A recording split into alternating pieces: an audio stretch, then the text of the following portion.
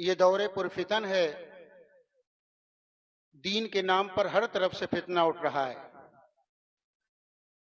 میرے آقا صلی اللہ علیہ وسلم نے 1450 سال پہلے جو فرمایا تھا وہ آج رونما ہو رہا ہے۔ آقا کائنات صلی اللہ علیہ وسلم نے فرمایا تھا یصبح الرجل مومنا یمسی کافرا، صبح کو انسان اہل ایمان ہوگا، مومن ہوگا، شام ہوتے ہوتے کافر ہو جائے گا۔ یصبح الرجل کافرا ویمسی مومنا، صبح ہوگی انسان کافر ہوگا مگر اس کی رحمت سے شام ہوتے ہوتے مومن ہو جائے گا۔ اللہ سے دعا کرو اللہ ہمارا آپ کا سب کا ایمان سلامت رکھے۔ ہم بڑے خوش قسمت ہیں کہ اللہ تبارک و تعالیٰ نے ہمیں اسی جماعت میں رکھا جو میرے مصطفیٰ صلی اللہ علیہ وسلم کے مؤدبین کی جماعت ہے۔ اللہ تبارک و تعالیٰ کا ہمارے اوپر، آپ کے اوپر اتنے احسانات کہ اگر اس کو شمار کرو تو قرآن نے خود ارشاد فرمایا فَإِن تَعُدُّوا نِعْمَتَ اللَّهِ لَا تُحْصُوهَا، اگر اللہ کی نعمتوں کو تم گننا شروع کر دو تو بس کی بات نہیں ہے کہ گن سکو، مگر اس کی بے شمار نعمتوں میں 4 نعمتیں بہت اہم ہیں، بہت اہم ہیں، بہت اہم ہیں۔ نمبر 1، اللہ تبارک و تعالیٰ نے اپنے فضل خاص سے ہم کو انسان بنایا۔ یہ اتنی بڑی نعمت ہے کہ انسان پیدا ہونے کے بعد سے انتقال تک خدا کا شکر ادا کرے تو اس کا حق ادا نہیں کر سکتا۔ اللہ نے 18,000 مخلوقات میں ہم کو انسان بنایا، اشرف المخلوقات بنایا۔ بہت بڑے صوفی اور بہت بڑے شیخ حضرت بایزید بستامی ایک راستے سے گزر رہے ہیں، مریدین ساتھ ہیں، ایک کتا سامنے ہے، اس نے کچھ اپنی زبان میں کہا، حضرت بایزید بستامی بیٹھ گئے، رونے لگے۔ مریدین قریب آئے، حضور رونے کا ماجرا کیا ہے؟ آپ کیوں رو رہے ہیں؟ فرمایا یہ کتا مجھ سے کہہ رہا ہے اے بایزید تیری کون سی نیکی تھی جس کے بدلے اللہ نے تجھے انسان بنایا، اور میری کون سا گناہ تھا، میرا کون سا جرم تھا جس کی وجہ سے اللہ نے مجھے کتا بنایا۔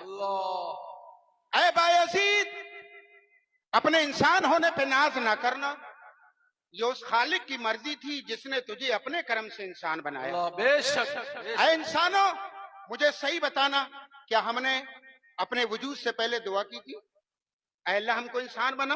نہیں، ارے ہم تھے ہی نہیں، بالکل نہیں۔ تو دعا کیا کرتے؟ اب اپنے اپنے دل پر ہاتھ رکھ کے بتانا محبت تم نے خدا سے پہلے کی ہے یا کرم اس نے پہلے تم پہ کیا؟ بے شک اللہ نے کرم کیا، اس کا کرم ہے تمہاری طرف پہلے، اس نے کرم کیا اور ہم کو انسان بنایا۔ بے شک بڑی نعمت ہے کہ نہیں؟ بہت بڑی۔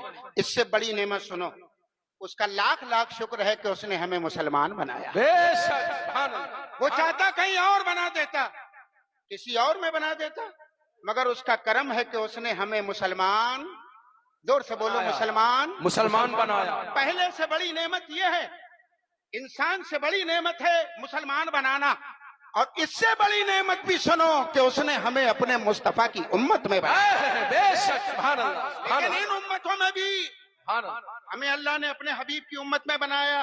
بے شک مدیرہ صاحب کرنے دو۔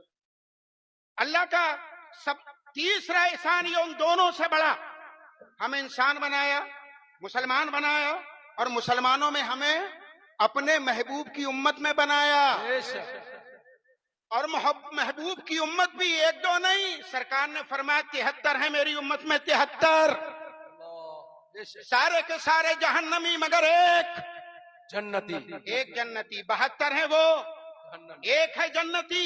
صحابہ کھڑے ہو گئے، آقا وہ کون ہے؟ فرمایا ما انا علیہ و صحابی، جو میرے طریقے پر ہوگا، میرے صحابہ کے طریقے پر ہوگا وہ جنت میں جائے گا۔ یعنی میرے نبی کے فرمانے کا مقصد یہ ہے جو میرے طریقے پہ چلے، میرے صدیق کے طریقے پہ چلے، میرے عمر کے طریقے پہ چلے، میرے عثمان کے طریقے پہ چلے، میرے علی کے طریقے پہ چلے، میرے سارے صحابہ کے طریقے پر چلے، وہ دنیا میں ہے پھر بھی جنتی ہے۔ یہیں سے نکل گئے رابضی، کیونکہ میرے مصطفیٰ نے کہا جو میرے طریقے پر، میرے صحابہ کے طریقے پر، رابضی نکل گیا کیونکہ وہ تو صحابہ کو گمراہ کہتا ہے۔ تو جو انسان صحابہ کرام کو، صدیق اکبر فاروق اعظم کو، عثمان غنی مولا علی کو، حضرت طلحہ، حضرت بلال کو، حضرت امیر معاویہ کو اپنا مقتدی امام نہ بنے، وہ کلمہ پڑھے پھر بھی جہنمی۔ بے شک یہ میں نہیں کہہ رہا ہوں، میرے مصطفیٰ کہہ رہے ہیں، میرے نبی کہہ رہے ہیں۔ آج بڑا صلح کلیت کا دور چل رہا ہے، چلو وہ بھی قرآن پڑھتے، ہم بھی پڑھتے، جب جائے کسی غیر کے پیچھے نماز پڑھنے، بتا امامت کی نیت کیا کرے گا؟ امام کی یہی کہے گا کہ میں اس امام کے پیچھے ہوں۔ تو خود سوچنا، جب اللہ اکبر کہنے والا ہو تو کس کے پیچھے پڑھ رہا ہے؟ امام کے پیچھے۔ اور یہ امام ہے کون جس کو تیرے مصطفیٰ نے، تیرے نبی نے جہنمی کہا ہے؟ کیا سنی جنتی کی نماز کسی وہابی جہنمی کے پیچھے ہو سکتی ہے؟ زور سے بولو، نہیں ہو سکتی۔ ہم ہیں اور سب کون ہیں؟ اہل سنت۔ اہل سنت۔ میرے آقا نے فرمایا وہ فرقہ جو میرے صحابہ کے طریقے پر ہے وہ کون ہے؟ اہل سنت۔ جنتی۔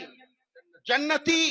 یہاں تو میرے مصطفیٰ نے اعمال بتائے، لیکن ایک حضرت امام غزالی نے اسی حدیث ستفترق امتی، اسی کو لکھ کر آگے کہا۔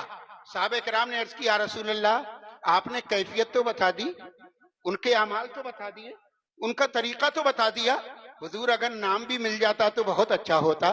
میرے سرکار نے فرمایا ہم اہل سنت والجماعہ۔ اللہ، بے شک۔ وہ ایک فرقہ کون سا؟ اہل سنت والجماعہ۔ الحمدللہ ہمارا نام بھی مصطفیٰ نے رکھا ہے، اہل سنت کا نام بھی مصطفیٰ نے رکھا ہے، مگر جب چلتے رہے اب لوگوں نے سوچا لوگوں کو بہکائیں کیسے، تو انہی سنیوں میں وہ بھی آ گئے جو سنی نہیں تھے۔ نمازیں وہ بھی پڑھ رہے ہیں، تم بھی پڑھ رہے ہو، ایک ہو گئے بصری، ایک ہو گئے نقلی، ایک ہیں اصلی سنی۔ الحمدللہ وہ ہیں مسلک اعلی حضرت والے، اور وہ بھی اپنے آپ کو سنی کہہ رہے ہیں۔ اہل سنت نام انہوں نے بھی رکھ لیا ہے کہ جن کے دل میں مصطفیٰ کی محبت نہیں ہے، جو نبی کو اپنی طرح کہتے ہیں، جو خدا کو جھوٹا کہتے ہیں، وہ بھی اپنے آپ کو سنی کہہ رہے ہیں۔ سمجھ میں نہیں آتا اب فیصلہ کیسے کیا جائے، اب پہچانا کیسے جائے؟ نمازیں تم بھی پڑھتے ہو وہ بھی پڑھتے ہیں، قرآن تم بھی پڑھتے ہو وہ بھی پڑھتے ہیں، حج تم بھی کرتے ہو وہ بھی کرتے ہیں، مدرسے تم بھی چلاتے ہو وہ بھی چلاتے ہیں، تم سے زیادہ ان کے ہاں بچے فارغ ہوتے ہیں، مگر اب پتہ کیسے چلے کہ یہ سنی اصلی ہے یا وہ سنی اصلی ہے؟ یہی قوم چلی اور جانے کے بعد مدینہ منورہ میں دروازے پہ دستک دی۔ اب دروازے سے نکلے وہ جو امام حسین کے شہزادے تھے۔ دیکھا نانا کی امت کھڑی ہے، عرض کی حضور بچاؤ۔ امام حسین کے شہزادے نے کہا کیا ہے؟ کہا آپ کے نانا نے بتایا 72 جہنمی ہیں، ایک جنتی ہے، اور جنتی وہ جو آپ کے نانا اور آپ کے نانا کے صحابہ کے طریقے پر ہوگا۔ اب ہم پہچان نہیں پا رہے ہیں، جس کو دیکھو وہ کہتا ہے ہم صحابہ کے طریقے پر ہیں، جس کو دیکھو وہ کہتا ہے ہم اہل سنت ہیں، آپ کوئی نشانی بتاؤ۔ حضرت امام زین العابدین نے بتایا نشانی بتا دوں سنیوں کی، اصلی سنی کی؟ کہاں حضور بتاؤ؟ کہ ایسی نشانی بتانا حضور مر جائیں کم بخت مگر وہ نشانی اپنا نہ سکیں۔ فرمایا ایسے ہی بتاؤں گا، سنو۔ عرض کی حضور بتائیں نشانی۔ فرمایا علامت اہل سنہ کثرت الصلاۃ علی رسول اللہ۔ اگر تمہیں اہل سنت، سچے اہل سنت کی نشانی دیکھنا ہے تو دیکھو، یہ سنی جو اصلی ہے وہ میرے نانا پہ بہت زیادہ درود و سلام پڑھا کرے گا۔ آج مجھے بتاؤ کون پڑھتا ہے درود و سلام؟ ہمارا کوئی جلسہ ایسا نہیں جس میں درود و سلام نہ پڑھے۔ کبھی بیٹھ کے پڑھتے ہیں، کبھی کھڑے ہو کے پڑھتے ہیں، کبھی موج میں آتے اردو میں پڑھتے ہیں، کبھی عربی میں پڑھتے ہیں، کبھی ہندی میں پڑھتے ہیں، کبھی فارسی میں پڑھتے ہیں۔ جب دل میں آتا ہے تو بوسری کی زبان میں مولا صلی وسلم پڑھتے ہیں، اور جب دل میں آتا ہے تو اعلیٰ حضرت کی زبان میں مصطفیٰ جان رحمت پہ لاکھوں سلام۔ اور درود ایسا پڑھتے، لوگ تو ایک ایک پڑھتے، ہمارے امام نے تو لاکھوں پڑھا، اور کوئی درود ایک بار پڑھے، ہمارے امام نے کروڑوں بار پڑھا۔ کعبے کے بدر الدجا تم پہ کروڑوں درود، طیبہ کے شمس الضحیٰ تم پہ کروڑوں درود۔ مجھے بتاؤ سنیوں، اصلی سنی وہ ہے جو کثرت سے درود و سلام پڑھتا ہے۔ الحمدللہ ہم اہل سنت والجماعہ اپنی ہر محفل میں درود و سلام پڑھتے ہیں کہ نہیں؟ اور پڑھتے رہنا اور یہ جملہ سن کے میں بات سنا کے بات ختم کروں، خدا کی قسم چاہے کوئی عبادت قبول ہو کہ نہ ہو، درود و سلام 100% گارنٹی ہے قبول ہو جاتا ہے، کیونکہ یہ میرے مصطفیٰ پہ ہے اور اللہ اس کے فرشتوں کی سنت ہے۔ اعلیٰ حضرت کیسا سلام، کیا سلام، بہت بڑا ہے وہ، دوسری جماعت کا پاکستان میں ہے، کوثر نیازی، ایک سیمینار میں یوں ہی ذکر چل گیا، اردو زبان میں سب سے بڑا نعت خواں کون؟ کسی نے کہہ دیا بریلی کے مولانا احمد رضا۔ کوثر نیازی کے ہلچل مچ گئی، کیا وہ شاعر بھی ہیں؟ اور اتنے بڑے، گیا دکان پہ، اعلیٰ حضرت کی خریدی ہدایت بخشش، کتاب کھولی، جیسی پڑھا، واہ کیا جود و کرم ہے، شہ بتہا تیرا نہیں سنتا ہی نہیں مانگنے۔ پڑھتا گیا، گھر پہنچا، کمرے میں بیٹھ گیا، پڑھتے پڑھتے جب اس شعر پہ پہنچا، مصطفیٰ جان رحمت پہ، شمع بزم ہدایت پہ، کتاب رکھ دی، حضرت رضوی صاحب، اس نے کتاب رکھ دی، قلم اٹھایا اور اٹھانے کے بعد کہا پوری دنیا کی اردو شاعری جو نعتیہ اردو شاعری ہے ترازو کے ایک پلے میں رکھنا اور احمد رضا کے سلام کا پہلا شعر ایک پلے میں رکھنا، ساری تعریف، ساری نعتیں، ان کے ایک شعر کا مقابلہ نہیں کر سکتے۔ سبحان اللہ، کلام اعلیٰ حضرت، سلام اعلیٰ حضرت، عرس حضور حجت الاسلام۔ اور اعلیٰ حضرت نے جو سلام سر سے لے کے شروع کیا ہے میرے مصطفیٰ کے اور قدم ناز تک، پوچھا سر کیا ہے اعلیٰ حضرت مصطفیٰ کا؟ فرمایا بتائیں، جس کے آگے سرے سرورہ خم رہیں اس سرے تاج رفعت پہ، بول دو ذرا اعلیٰ حضرت مصطفیٰ کی پیشانی کیا ہے؟ فرماتے جس کے ماتھے شفاعت کا صحرا رہا اس جبین سعادت پہ، لاکھوں سلام۔ احمد رضا مصطفیٰ کے کان کیا ہیں؟ دور و نزدیک کے سننے والے وہ کان لال کرامت پہ۔ اعلیٰ حضرت میرے مصطفیٰ کی بھاؤں کیا ہیں؟ فرماتے ہیں جس کے سجدے کو محراب کعبہ جھکی ان لبوں، جس کے سجدے کو محراب کعبہ جھکی ان بھووں کی لطافت پہ۔ اے اعلیٰ حضرت مصطفیٰ کی نظر کیسی؟